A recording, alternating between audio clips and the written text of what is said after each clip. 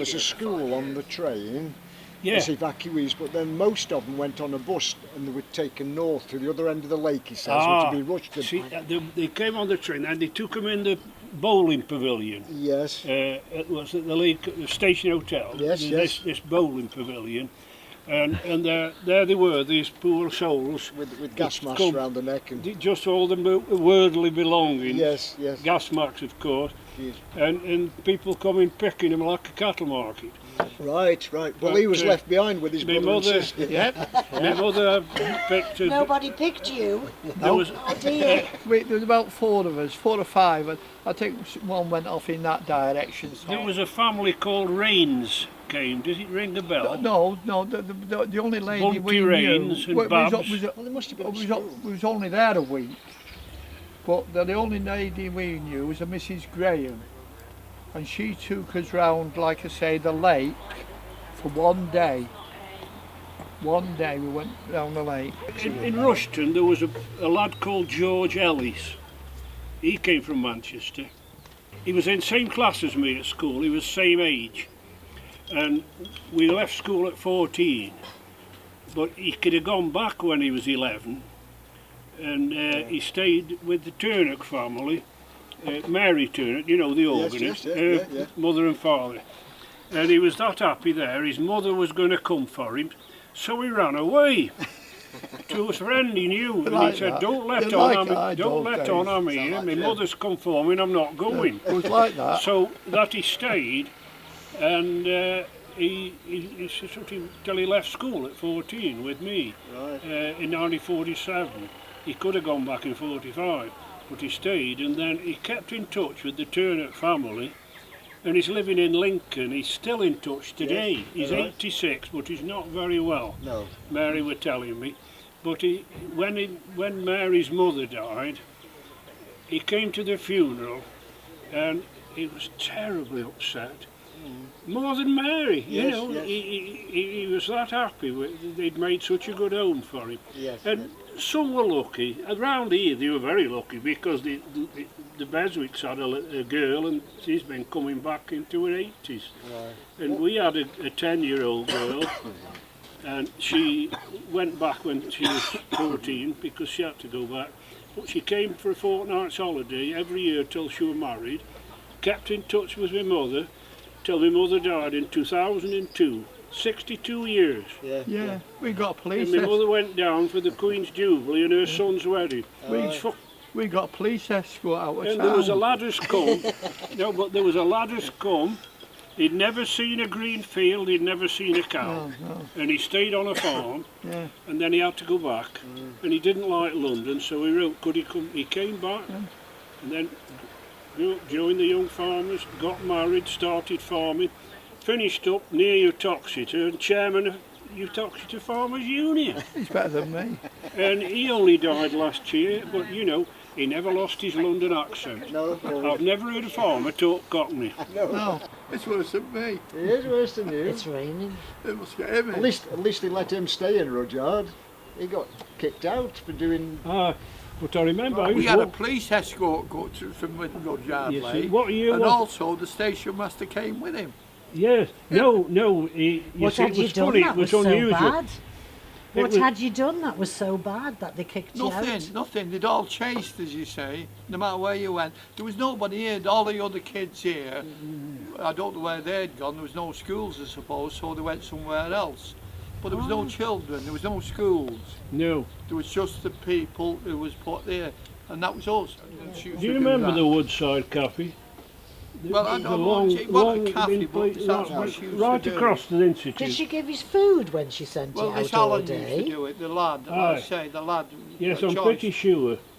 She had a It lad was a called lady Allen. that kept the cafe Yes. before Yeah, Mrs. right. Cox. And they used to sell it at weekends when the visitors come, like, you know. Yeah. Nobody come during the week because the war was on. There was no You can, travelling during the you week. can How do you get understand here? why they kicked you out for a day. Oh, you No can't. trains, no He trains did- or anything. He wanted porridge for his breakfast, he says, and she sent him down the road to a green hut. So a hut on the left-hand side as you went down the road. There's a hut on the left-hand side. Yes. And she says, that's a shop. Go and buy yourself a pocket of porridge. It was And like she gave the me old money. Limes Cafe. Well, I don't know. Yeah. I went in lines there were and got a pot. So That's there you are. Wouldn't be the old post There office. was a lot of little. Was it did a bit of catering in Rudyard? Yes. The one that Pint Cottage, the one that stands back, the first one on your left as you come Yes, across. yes, yes.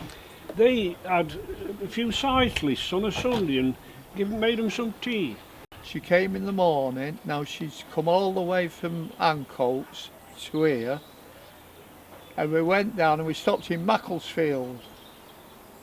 And she was absolutely knackered. And she went in to get a drink of brandy or whatever. And we sat on the steps and a copper came up and said, "What are you sitting on those steps for?" And we waited for our mother. Inside, pulls her out, he's going to arrest her for leaving the children outside. Yes. So she had to get back on we had to get back on the train and get back to London Road.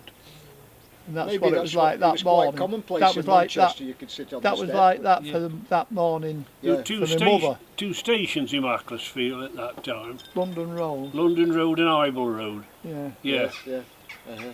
And that was it. And he was going to arrest my mother for drinking while we was sat on the steps outside. And she'd been out since she'd been out for first thing that morning Yes, to yes. come back to take us home. Right, right. And that's what it was like.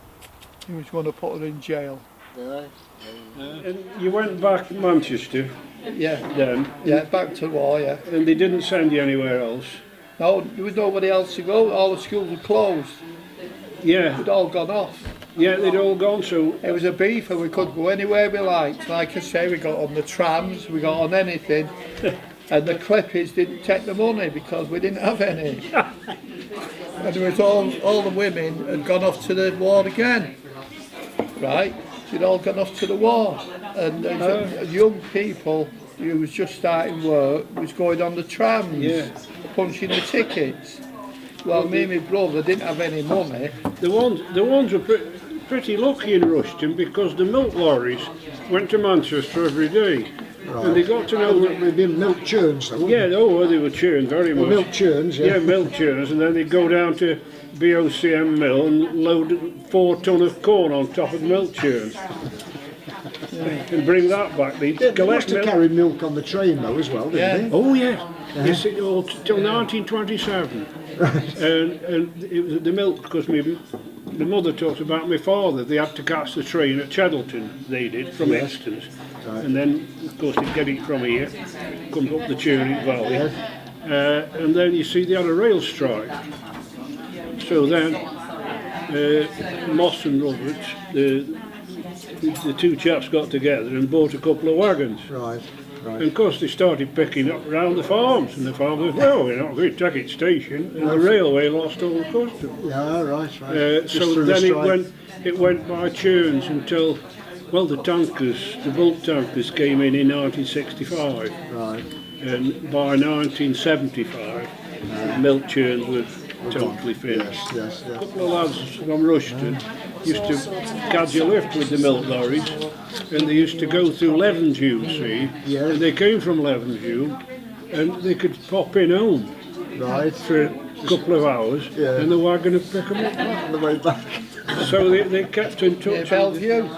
Bellevue, yeah. Oh, yeah, that was what we used to go, Bellevue, on a half-day trip. Yeah, no. Yeah, go and see the lions and then go on the scenic railway, the bobs. Oh, the I'll Bobs. tell you what, it was a rough one that was, wasn't Yeah, it? it was. It was The Bobs. And then when it went out, we'd watch the Speedway. Speedway, yeah. Yeah, Jack Parker. Jack Parker, Dent Tolliver. Yeah, that's Yeah, right, yeah, Dead Tolly, I know, yeah, we know all all. that, yeah. We used to go about 12:30 because it was only an I hour's watched him drive. after the war, yeah. And then we'd stay till after Speedway, 9:30, Yeah. something like that. Yeah. Well, they were good days. Well, you had from London all coming up here and all that. It was nice. I tell you what, just before you got Bellevue, McVitie's biscuit factory, and opposite there was Express Dairies. And when my milk went to Express Dairies, the driver used to go across to McVitie's. And you know the penguins, they made a lot of these penguins. Penguin biscuits. And if one got chipped, they couldn't sell it, so he used to bring a box full of reject penguins.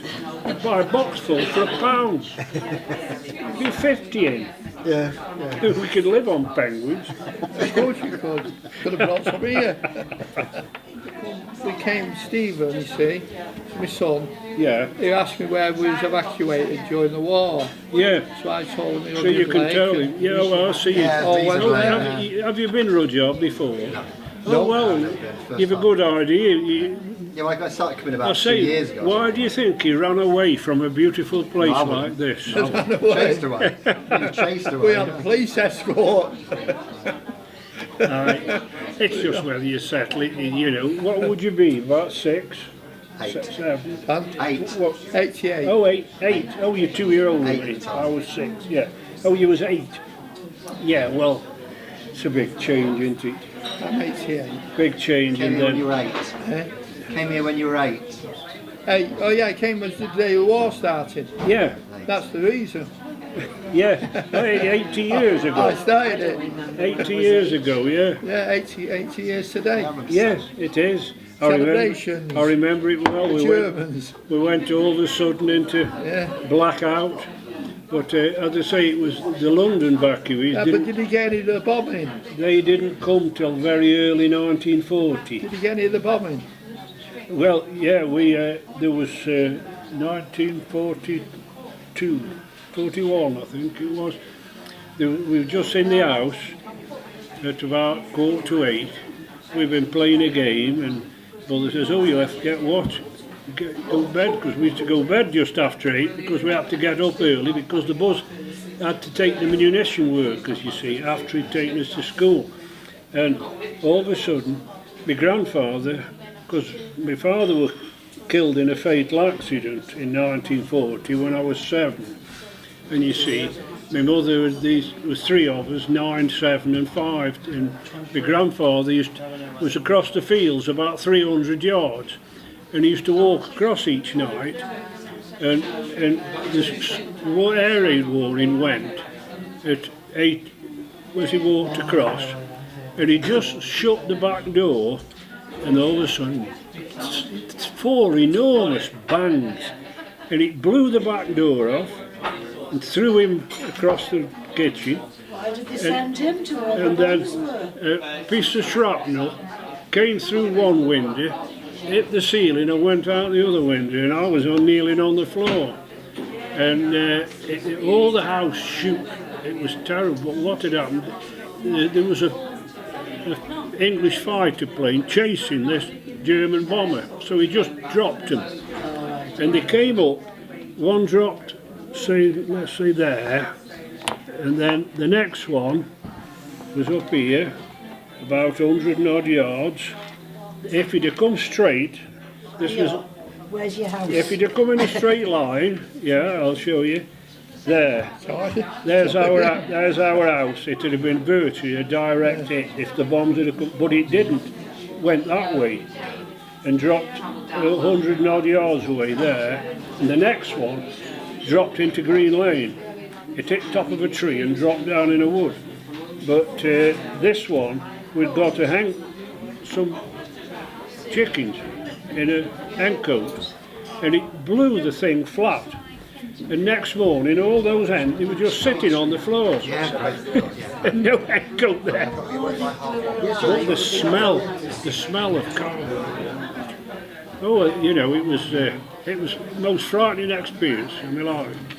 I'm talking about the bombs that landed in 1941, November.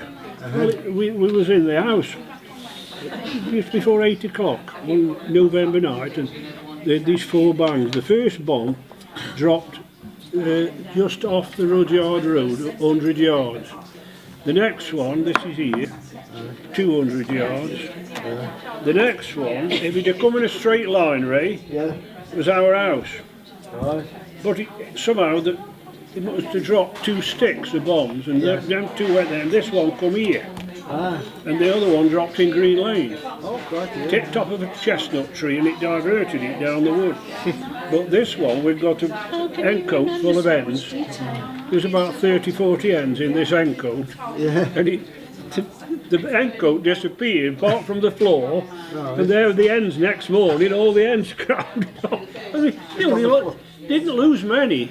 No, But my granddad, he just shut the back door, and the blast blew the door off, and it flattened him across the kitchen.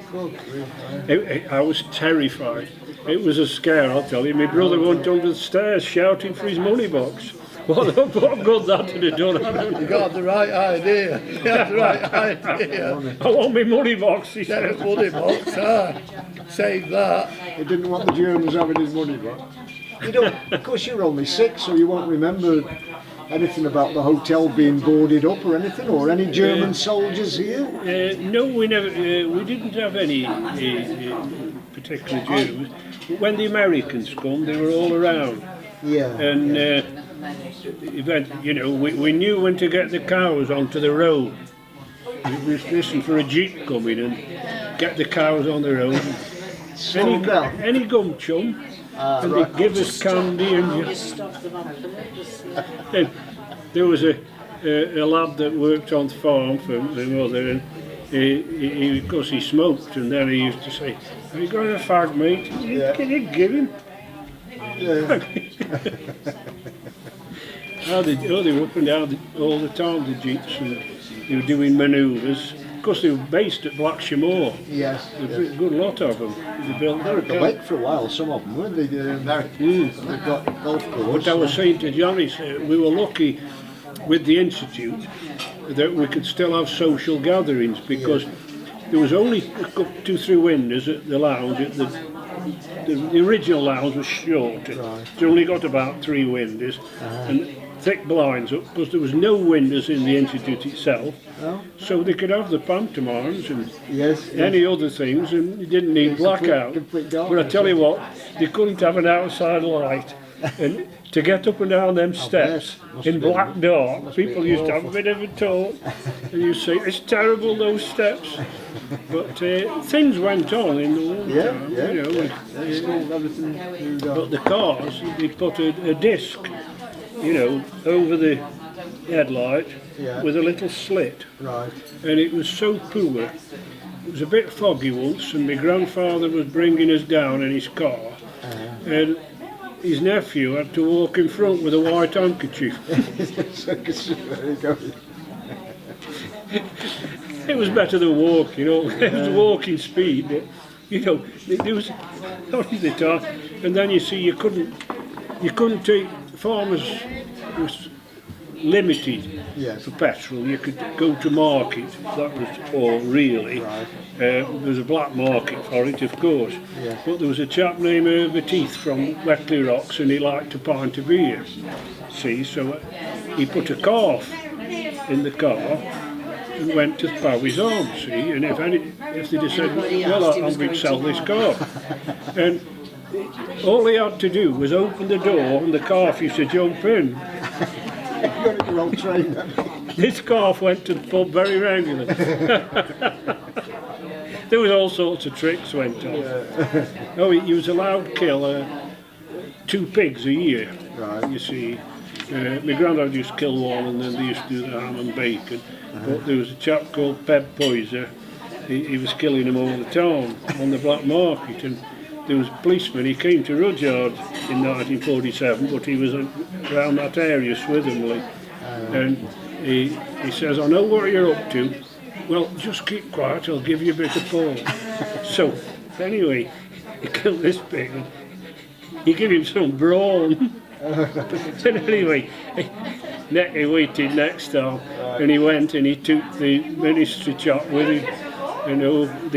That stopped it. If he'd given him a pork joint. If he'd given him a pork joint, he'd have kept quiet. Well, shortage of anything always causes a black market. But, of course, the railway hotel would have been a bit of a centre for. It was a bar, wasn't it? Oh yeah, that was a proper pub. It was very, very busy. Same, well, that's nowhere else to go, has it, really? No, no. But I know 1949, when I was 16, it was a Christmas day. And of course there was no television, nothing, and me and two other lads come on the bikes, you see. And we saw Bill Brooks' sister, Mary, just have a look, see if Palmer's in, see. And she come out and said, "Oh, you're all right, lads, you can come in." Policeman wasn't in. It was Christmas night. We went in, and it was packed out, absolutely packed out. we managed to get a few half pints. There's nowhere else to go for a wee, so under the bed was some Well, they plants. locked the doors, you locked the toilet, you locked the doors, you couldn't get out to the toilets or anything. So for some reason there was some flower And if you wanted to go plants to under the bed, toilet, and his brother you had used to walk to the top of the garden because that's where the toilet was, it said. And in the middle of the night, the blackout and everything. I know. 8 years old. Oh, Wow. So no, it wasn't nice. It wasn't nice. it It wasn't nice. For such a short time, you've got a long memory. He has, yes. You know, the short time you were What here. did you say? Something that happened like with the family. Mind you, see, it was impressed on you, wouldn't it, at that age, when you was 8, all them things happening, you don't forget, do you? Well, it's just impressed on your mind of what you did. So I think all the school went one way, and we went, 3 or 4 of us went the other way. Yeah. And all the school went that way, to the hills, you know. Yeah. So we was left in town on our But own. the ones came what from two lads London do across when to you're on Tommy your own. Stone's, they were going everybody to chasing Fairview, which is Monroe Hospital. Yes, now. And they brought their own Everybody. teacher with them. From Tried London. running with There was 24 of them. station master running behind. You see, Two stories going on at Fit them once. all in What's Fairview. going to do to you? So they put them in odd houses along the way. And the bloke with the boats, the rowing boats, he could move. And another thing, I've never told you this, there was a bloke fishing, a young lad, probably a young lad, I'd say about 14 or 15, he was fishing. And he said to Jim, I've got to go, I've got to go, but don't touch the fishing rod. So we was looking at the fishing rod, and he'd gone wherever he was going to go into the trees, and started going up and down. So I grabbed hold of the rod, and I lifted it like that, and the fish and the went to the stream. And the fish was swimming. Fish was swimming away.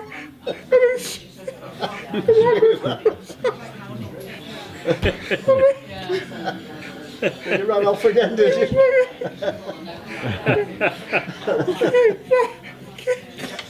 Hey.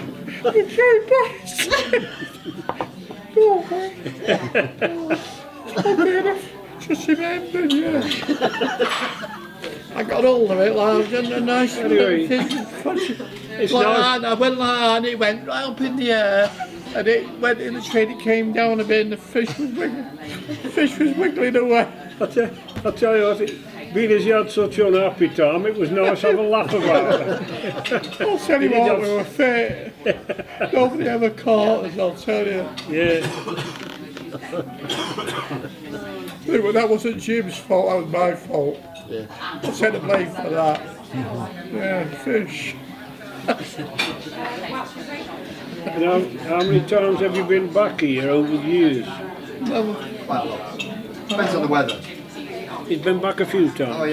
yeah, come down. We've for the last, what, 4 or 5 years now? Yeah. Not All long. celebration. No, not long. Started about 3 years ago, something like that. 3 years ago. Yeah, I think it's the house with the Woodside Cafe, I'm pretty sure. Although, the next one, it's a garage now, but they converted the garage to a bit of, a chap called Jim Sellito lived there. His son Derek lives up. Oh, well, she used to do a little bit of catering. She turned it into a little bit of a cafe. Right. Yeah, could have been that house. You had some right characters in the Lake Instead of the Road, big though, didn't you? sign. But like I say, you could get a cup of tea and a sandwich anywhere. Where did they get the food from if it was rationing?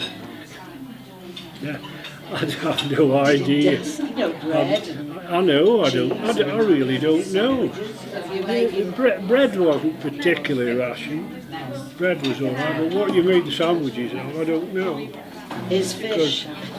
You know, I think it, you know, I think it was mostly tea and biscuits and an odd homemade cake. Yes, that's Something like cake. that. There you can have egg powder. It's funny, biscuits were never rationed. It's funny. And you had the shopkeeper with the hook on his hand, didn't you? But I know sweets were rationed. You got 4 ounce a week, and when it was 8 weeks before Christmas, Mother used to save it, and then we'd get all these sweets and chocolate at Christmas, and we'd almost make ourselves ill for a while. Just saved them up, eh? Saved them up. Yeah. But, you know, people grew a lot of produce in the gardens. Like their own stuff. I know we had a large garden and Mother, we used to grow all sorts. Parsnips, potatoes, beans, and then we'd got gooseberry bushes and blackcurrant, and then you'd make jams and you'd pickle onions and you'd have everything like that. You know, most my granny used to make cheese. She'd make cheese in the and this, you know, and pack all these cheeses away. But oh, it was horrible. It was strong. God. We used to be haymaking, and she'd send the tea down, and there'd be corned beef sandwiches and cheese. And there was a big chap who used to pitch the hay, and he said, "Oh, I like this cheese." And we used to let him have cheese, and we had the corned beef, which was a treat really in them days. But he used to have 2 barrels, 2 9-gallon barrels of beer. XX mild it was from Whittle's, and he used to open one for haymaking and the other was for the corn harvest.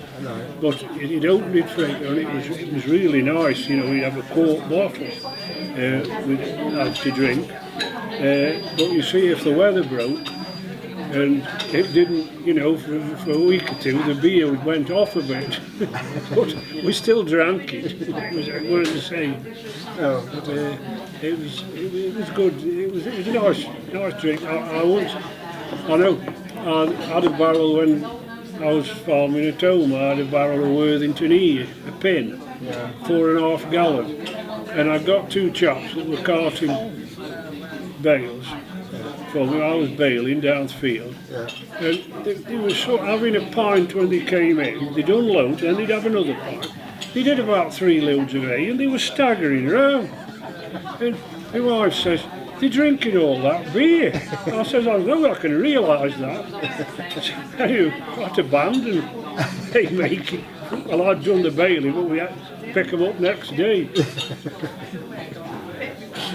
But it was a chap called Len Gageley.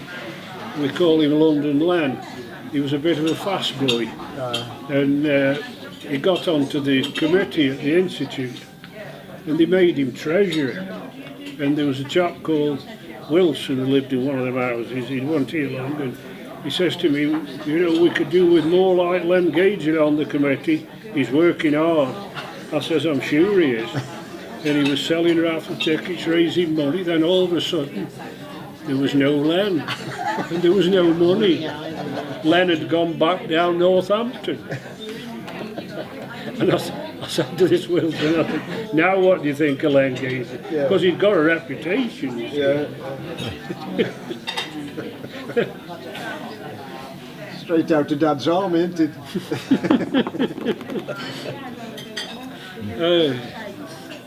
I remember Bill Brooks telling me about the Dad's army they had down here, the home guard. Yeah. I've got a photograph somewhere. It's reproduced out of a paper. You know, all the locals in it. I can remember a lot. Of course, they're all passed on now. Derek Bocock out of the he was in it. And Dave Wheeldon's dad, George, and Paul Bailey, You won't remember them. And Albertine, names I remember. Oh, they used to bring, my granddad was in the ARP, and he had to go to see have he got the lights out, see, and he had an ARP helmet, and he used to, because he had a little petrol allowance that he could come to the village and the other ARP and just make sure people got it blacked out. And he came home and he left his helmet in the car, and he'd got a sliding door for his car. He'd pull in this door, and the runner come down and hit him on there. He'd have been all right with his helmet on, but he big scar on his head. I would have thought him. But They had the auxiliary fire service as well. The mills had them all. no, we haven't got anything not local. Yeah, we we had just fire the ARP. Yeah. Well, the ARP was responsible to report if there was any danger of fire. Yeah, they had pumps on the back of cars. Cars drove pumps about. They had auxiliary fire service. And they also had the women in the guard, the soldiers, like, you know, with rifles. Young women, I'll tell you, only in the mills. And they only had their own guard sort of thing. You used to see them marching up and down. but honestly, if you look at those that were in it, it would be having helpers and Germans in a court. I don't think they'd have stopped much.